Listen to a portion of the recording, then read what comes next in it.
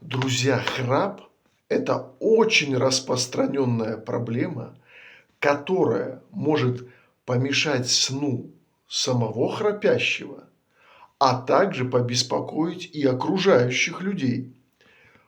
Вот несколько советов, которые помогут избавиться от этой неприятности. Итак, первое. Изменить позицию во время сна. То есть нужно лечь на бок и таким образом, значит, это поможет избежать блокировки дыхательных путей и, соответственно, облегчит дыхание. Для этого можно использовать различные подушки, чтобы удобно было в данном положении на боку. Следующее. Уменьшить вес. Избыточный вес может способствовать накоплению жира в области шеи, что усиливает храп. Здоровая диета, регулярные физические нагрузки помогут контролировать вам вес. Следующее.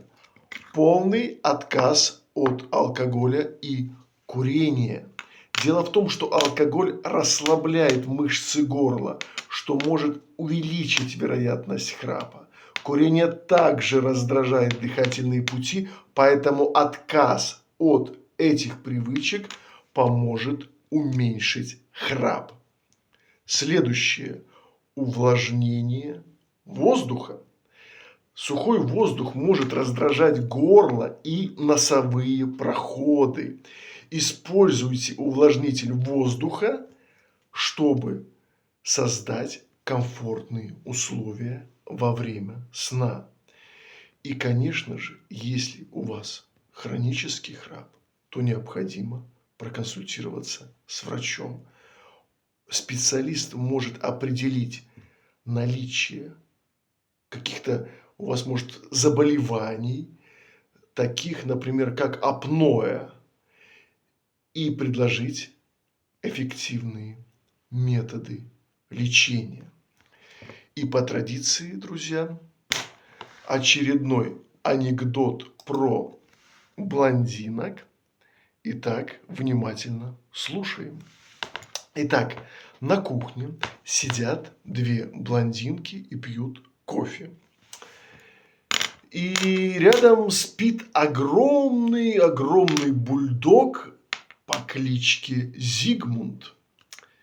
И он не просто спит, и он очень сильно храпит.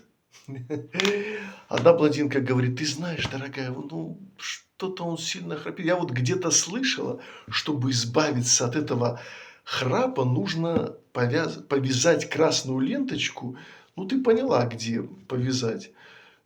Вторая говорит: да ты что, какой-то интересный у тебя способ. Ну, давайте попробуем. Принесла ленточку, она красную привязала. Раз, и Зигмунд перестал храпеть. Слушай, интересно. Вечером пришел пьяный муж в хлам, заваливается на диван и тоже начал храпеть. Жена ему сделала бантик и помогло, он перестал храпеть. Утром идет муж в туалет, через 2 минуты выходит в шоке и видит у собаки точно такой же бантик, как у него.